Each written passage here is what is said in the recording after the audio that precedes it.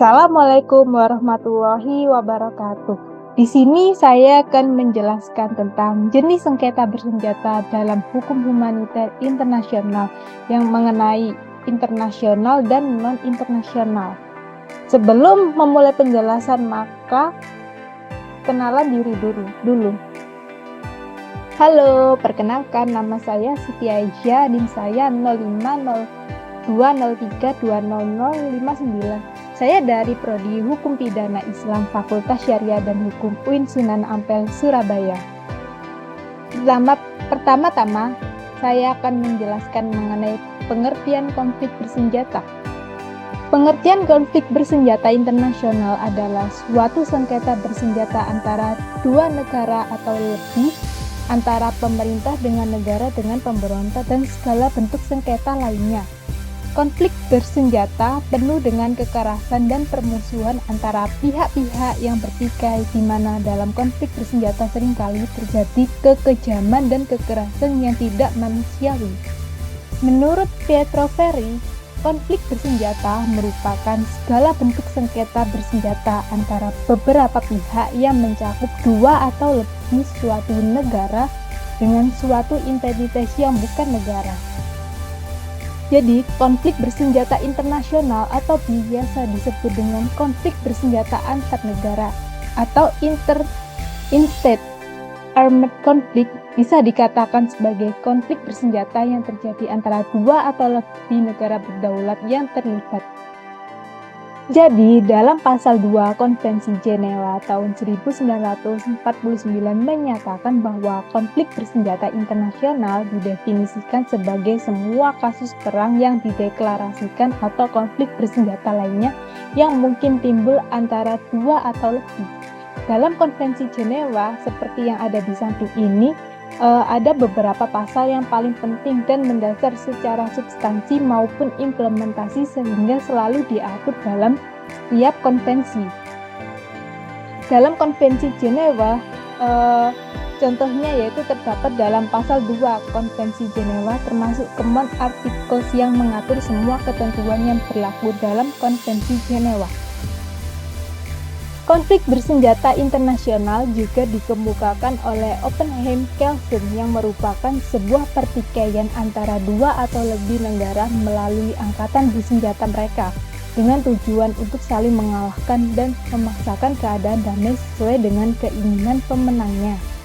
Sedangkan konflik bersenjata internasional dalam hukum humaniter internasional juga ditemukan dalam Komentari Konvensi Jenewa yang menyatakan bahwa setiap perbedaan yang timbul antara dua negara yang mengarah pada adanya intervensi anggota-anggota angkatan bersenjata. Bahkan jika salah satu pihak yang menyangkal adanya keadaan perang, tidak ada bedanya dengan beberapa lama konflik berlangsung atau beberapa banyak telah terjadi pembantaian. Konflik bersenjata internasional merupakan sengketa bersenjata antara negara, contohnya negara A berperang dengan negara B. Sengketa bersenjata antar negara terdiri dari beberapa situasi, sebagaimana telah ditetapkan dalam pasal 2 Konvensi Jenewa. Pengaturan mengenai konvensi yang terdapat dalam pasal 2 Konvensi Jenewa. Pasal ini menyatakan bahwa konvensi-konvensi Jenewa berlaku pada semua kasus konflik internasional di mana sekurang-kurangnya satu dari negara-negara yang berperang telah meratifikasi konvensi tersebut. Yang pertama, Konvensi Jenewa berlaku pada semua kasus perang yang dideklarasikan atau declare war antara negara-negara penanda tangan. Pengertian ini merupakan pengertian yang asli tentang aplikabilitas dan mendahului pengertian versi Konvensi Jenewa 1949. Yang kedua, Konvensi Jenewa berlaku pada semua kasus konflik bersenjata antara dua negara penanda tangan atau lebih tanpa adanya deklarasi perang. Pengertian ini ditambahkan pada tahun 1949 untuk mengakomodasi situasi-situasi yang mempunyai seluruh karakteristik perang walaupun tanpa deklarasi perang yang formal, misalnya aksi polisional. Yang ketiga, Konvensi-konvensi Jenewa berlaku bagi negara penanda tangan, walaupun negara lawan bukan penanda tangan, tetapi hanya jika negara lawan tersebut menerima dan menerapkan ketentuan-ketentuan konvensi ini. Kemudian, pada pasal 1 Protokol 1 lebih lanjut mengklarifikasikan bahwa konflik bersenjata internasional melawan dominasi penjajah atau penduduk asing juga berkualifikasi sebagai konflik internasional. Bila kriteria tentang konflik bersenjata internasional terpenuhi, maka perlindungan yang disediakan oleh konvensi-konvensi tersebut dianggap berlaku sepenuhnya. Untuk penjelasan selanjutnya tentang pengertian konflik bersenjata internasional. Konflik bersenjata internasional adalah konflik pertempuran antara angkatan bersenjata pemerintah dengan kelompok bersenjata yang terorganisir atau organized armed group di dalam suatu wilayah negara. Berbagai macam istilah digunakan dalam dunia internasional terhadap konflik bersenjata internasional tergantung sudut pandang yang digunakan. Ada yang menyatakan tentang pemberontakan, ada yang menyatakan terorisme, ada yang menyatakan perlawanan, revolusi, perang gerilya, perang saudara, pemberontakan internal, atau perang untuk menentukan nasib. Konflik bersenjata non-internasional merupakan permusuhan antara suatu kelompok yang terdapat pimpinan sebagai penanggung jawab atas bawahan dalam suatu negara atau wilayah yang melakukan perlawanan dengan menggunakan senjata terhadap pemerintahan yang sah dalam suatu negara, sering diklasifikasikan sebagai perang saudara. Konflik bersenjata non-internasional juga dikemukakan oleh Hans-Peter Gasser yang menjelaskan bahwa perlawanan yang dilakukan oleh kelompok perlawanan bersenjata melawan pemerintah yang sah yang terjadi dalam suatu wilayah negara dapat dikategorikan sebagai konflik bersenjata yang bersifat non-internasional. Kelompok perlawanan tersebut sering diistilahkan dengan gerakan revolusioner, pemberontak, terorisme, pejuang kebebasan, faksi yang berkeinginan memisahkan diri dari negara induk, atau dengan istilah sejenisnya. Kelompok tersebut melakukan perlawanan berperang dengan berupaya untuk menggulingkan pemerintahan yang sah guna memisahkan diri atau setidaknya memperoleh otonomi yang lebih luas atau apabila memungkinkan memisahkan diri dengan mendirikan negara baru yang berdaulat. Konflik seperti ini sering kali disebabkan oleh pengabaian terhadap hak-hak yang memiliki sifat minoritas atau pelanggaran HAM lainnya, atau pemerintah dengan pemimpin yang punya sifat diktator. Selanjutnya, menurut Konvensi Den Haag tahun 1907 dan Konvensi Jenewa tahun 1929 belum mengatur konflik yang bersifat non-internasional. Baru dilakukan pengaturan secara eksplisit dalam Konvensi Jenewa tahun 1949. Dalam pasal 3 Konvensi Jenewa 1949 menjelaskan bahwa dalam suatu konflik bersenjata apabila seseorang sudah tidak lagi terlibat dalam perang harus diperlakukan secara manusiawi dalam keadaan bagaimanapun. Ketidakikutan dalam konflik bersenjata tersebut mungkin disebabkan karena menderita sakit, luka-luka, tertangkap oleh musuh sehingga mempunyai status sebagai tahanan, dan lain sebagainya. Perlakuan secara tidak manusiawi yang didasarkan atas perbedaan jenis kelamin, sara, suku, agama, ras, dan antar golongan, kekayaan, keturunan tidak boleh dilakukan. Tindakan kekejaman yang dapat merendahkan martabat seseorang, penyanderaan, kekerasan yang mengakibatkan gangguan jiwa dan raga seperti pembunuhan, pemerkosaan, penganiayaan, perlakuan kejam dan menjatuhkan hukuman dengan tidak melalui mekanisme peradilan yang adil, dan juga tidak boleh terluka harus dikumpulkan dalam suatu tempat seperti rumah sakit atau tempat sejenisnya dan dilakukan perawatan dan pengobatan. Kemudian dalam pasal 3 Konvensi Jenewa tahun 1949 mewajibkan setiap negara peserta untuk menghormati peraturan-peraturan dasar kemanusiaan pada sengketa bersenjata non-internasional. Dengan demikian, pasal 3 Konvensi Jenewa ini mengatur hubungan antara pemerintah dengan warga negaranya, yang berarti mencakup bidang tradisional dari hak asasi manusia sehingga terdapat standar minimum yang harus dipenuhi berdasarkan asas kemanusiaan. Kemudian, dalam pasal 3 Konvensi Jenewa tahun 1949 itu mengatur syarat-syarat yang dikatakan sebagai konflik bersenjata non-internasional. Yang pertama, bahwa pihak yang memberontak terhadap pemerintah atau de jure memiliki kekuatan militer yang terorganisir. Jadi dari pihak yang memberontak terhadap pemerintah de jure itu memiliki kekuatan militer yang terorganisir sehingga dipimpin oleh seorang komandan yang bertanggung jawab terhadap anak buahnya melakukan aksi dalam wilayah tertentu dan memiliki sarana untuk menghormati dan menjamin penghormatan terhadap Konvensi Jenewa.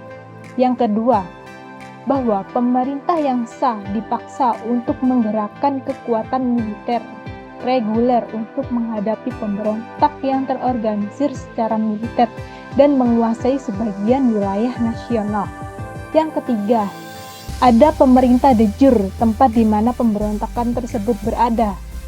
Tempat pemberontakan tersebut itu berada, yang pertama telah mengakui pemberontak sebagai belligerent, yang kedua telah mengklaim bagi dirinya hak sebagai belligerent, yang ketiga telah mengakui pemberontak sebagai belligerent hanya untuk keperluan Konvensi Jenewa ini saja. Yang keempat, perselisihan tersebut telah dimasukkan dalam agenda Dewan Keamanan atau Majelis Umum PBB sebagai ancaman terhadap perdamaian internasional, pelanggaran terhadap perdamaian atau tindakan yang agresif. Yang keempat, adapun pihak pemberontak telah terorganisir sedemikian rupa karena mempunyai organisasi yang bersifat negara. Yang kedua, penguasa sipil atau civil authority melaksanakan kekuasaan terhadap orang-orang yang ada di wilayah tertentu.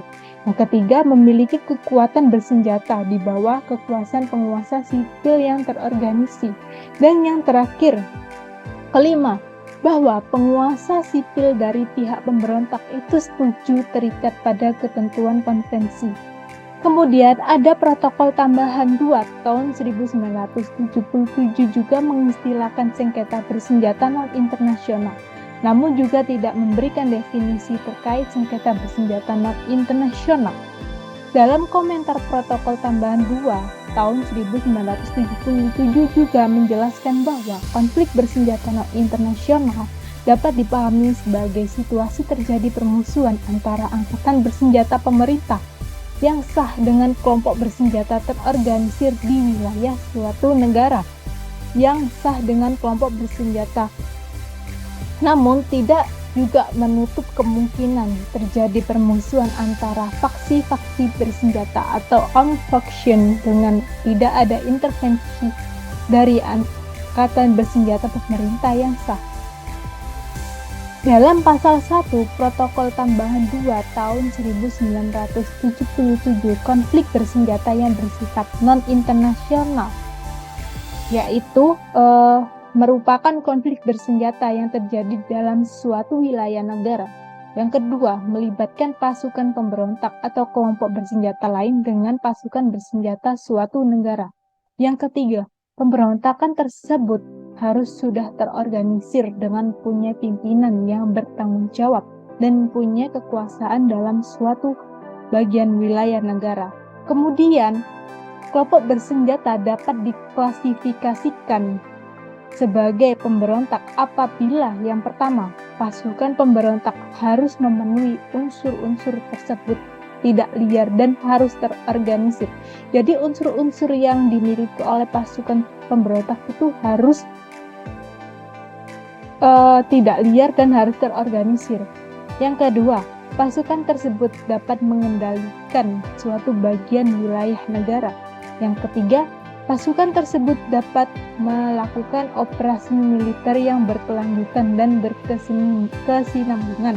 Yang keempat, dapat diperlakukan atau mampu menerapkan hukum humaniter. Selanjutnya, analisis kasus. Jadi saya mengambil kasus konflik bersenjata internasional antara Israel dengan Palestina. Yang pertama, saya akan menjelaskan latar belakang. Pada Januari tahun 2006, setelah Hamas memenangi pemilu, terjadilah konflik kepentingan antara faksi Fatah dan Hamas di parlemen.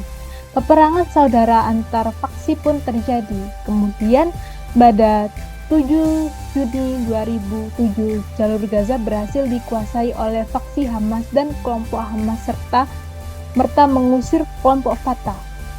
Sejak jalur Gaza dikuasai oleh Hamas, faksi Fatah hanya menguasai tepi barat. Sementara itu, konflik antara Israel dengan Hamas terus memanas. Kemudian, pada tanggal 18 Juni tahun 2008, otoritas Palestina di Gaza dan Israel mengumumkan gencatan senjata seperti yang ada di gambar ini selama 6 bulan, dan perjanjian ini dilaksanakan di Mesir. Tidak ada persyaratan yang diatur secara formal sehingga menimbulkan pemahaman yang berbeda antara otoritas Gaza dan Israel terhadap persyaratan dalam perjanjian gencatan senjata tersebut. Kemudian, otoritas Gaza yaitu Hamas dalam perjanjian tersebut diminta untuk menghentikan serangan kelompok bersenjata terhadap Israel dan sesegera mungkin Israel menghentikan operasi militernya termasuk di tepi barat.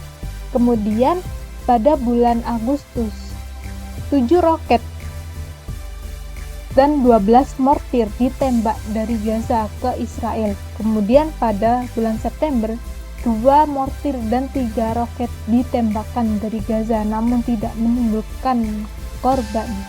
Sedangkan 2 bulan terakhir, Oktober dan November, eskalasi konflik tersebut semakin meningkat. Terjadi saling serang menyerang yang mulai menampakkan gencatan senjata tidak lagi berlaku dengan efektif. Sampai gencatan itu terjadi pada tanggal 9 Juni 2008. Sebanyak 2.378 roket dan mortir diluncurkan.